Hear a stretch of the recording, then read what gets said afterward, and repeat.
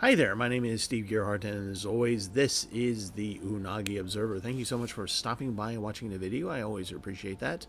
This week, we are doing the much promised last cyberpunk anime review that was supposed to be done during the actual regular season, but I just didn't get around to it because of, well, life.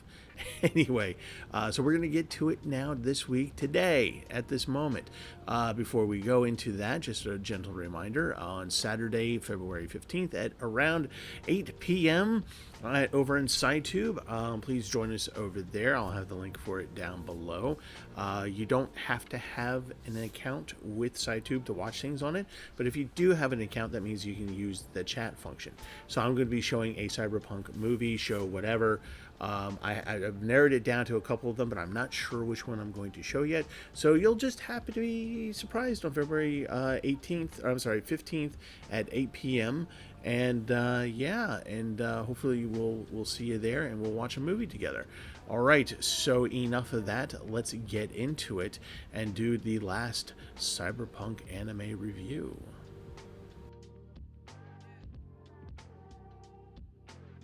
Okay, the cyberpunk anime that we are going to review quickly today, I'm loading up the information here, is Cyber City Oedo 808. Now, I've seen this a couple times over the years.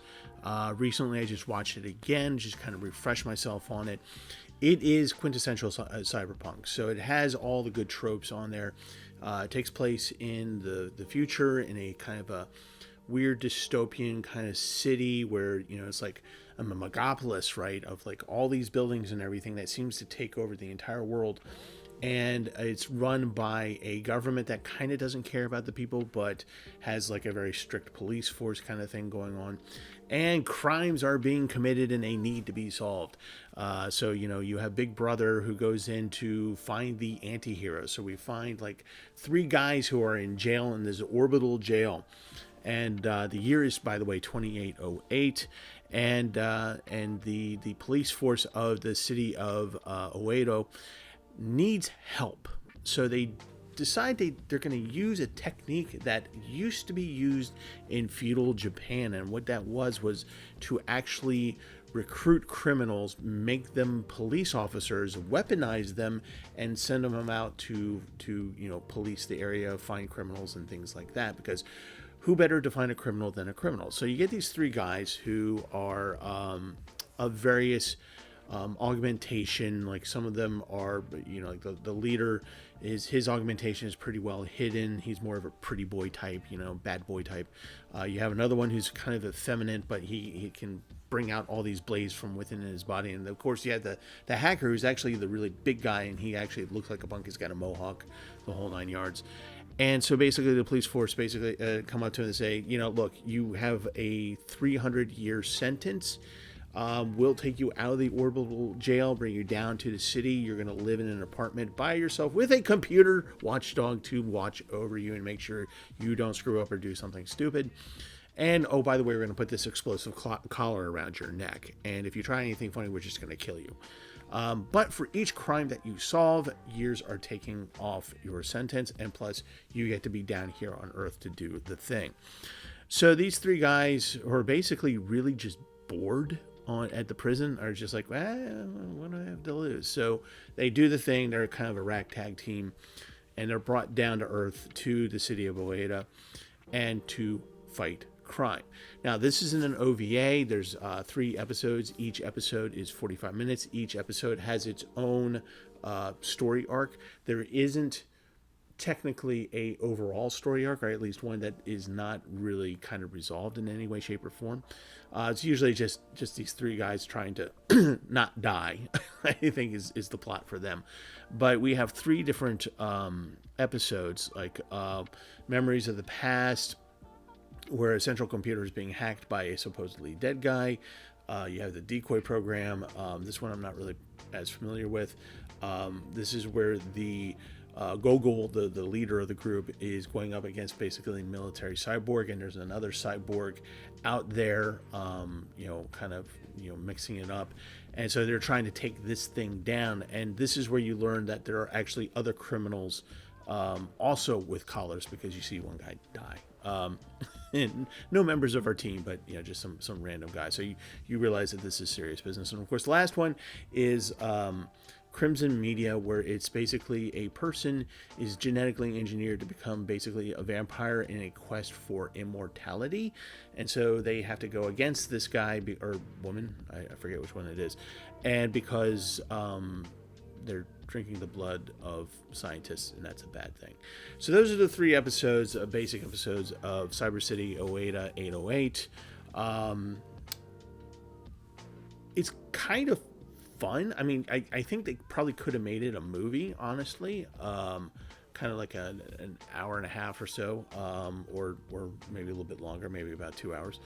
But yeah, it's they're fun stories. They're not anything deep. There's not anything meaningful behind these stories. It's purely entertainment. So if you're looking for like a Blade Runner-esque or Serial's Experiment Lane or a Cowboy Bebop kind of thing, deep, meaningful stuff, not so much. This is just action set in a Blade Runner-esque type world. So all the tropes are there: Big Brother, big corporation. A city that doesn't care, and basically anti-heroes trying to get the job done with various amounts of cool augmentation, because in cyberpunk you either have you can jack into a computer, or you have like a arm that turns into a shotgun or something like that. So that's kind of basically it for Cyber City Oedo 808. This is definitely a product of the 90s. As a matter of fact, this was released in June of 1990, and it was finished up in October of 1991. So they kind of spaced out the release of the videos of each episode. And but here's the thing. So the animation is really kind of good, especially for the times, and there's a reason for that. And part of it is, and also the reason why this is so entertaining, and why the writing is actually, even though it's not deep, the writing is good, which means that you're going to be invested a little bit into the story overall. It has a really good soundtrack, by the way, very synth, so you have to be into 90s synth pop kind of stuff, but it's really kind of cool. You can actually buy the record. There is a record out there. It is called, let me see if I can find that for you. Okay, it's just the soundtrack album from Demon Records. It is out of print, but you could probably order it on eBay or something like that. So anyway, but back to the animation. It's really kind of cool animation. It's well done, and like I said, the story is well written. And you discover that the director, writer, and kind of stuff is Yoshiaki Kawahiri.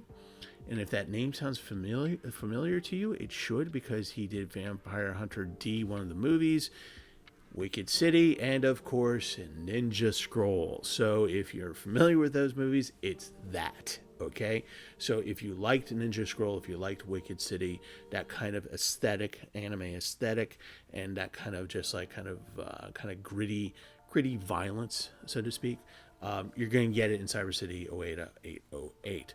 So that in and of itself makes it kind of worth your time to watch this anime. Now, like I said, this is not the best cyberpunk thing out there, but it's certainly worth watching if you like the genre and you want something entertaining, something that, quite frankly, you can watch one episode, turn it off, walk away from it for a little while, come back to it, enjoy another episode, and do the same thing for the third. So it's perfect in that way. Anyway, so do I recommend this? Yes. So if you are into cyberpunk, this scratches all those itches. It touches on those major points. Again, you're not going to get anything deep, meaningful. You're not going to get awards, but you're going to understand why this is a cult classic anime.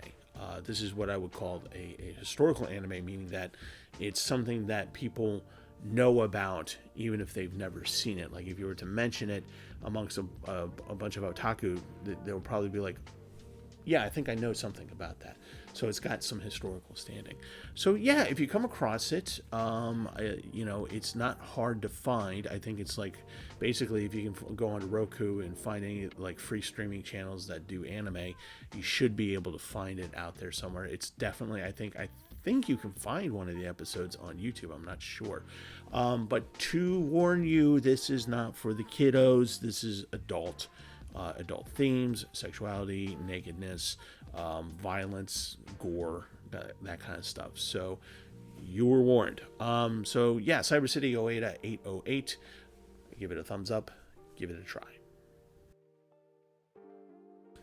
Okay, so I think that's going to be it for this week. Like I said, on February 15th, Saturday night around 8 p.m. If you want to come over to the SciTube channel, the link will be down below. Just go there.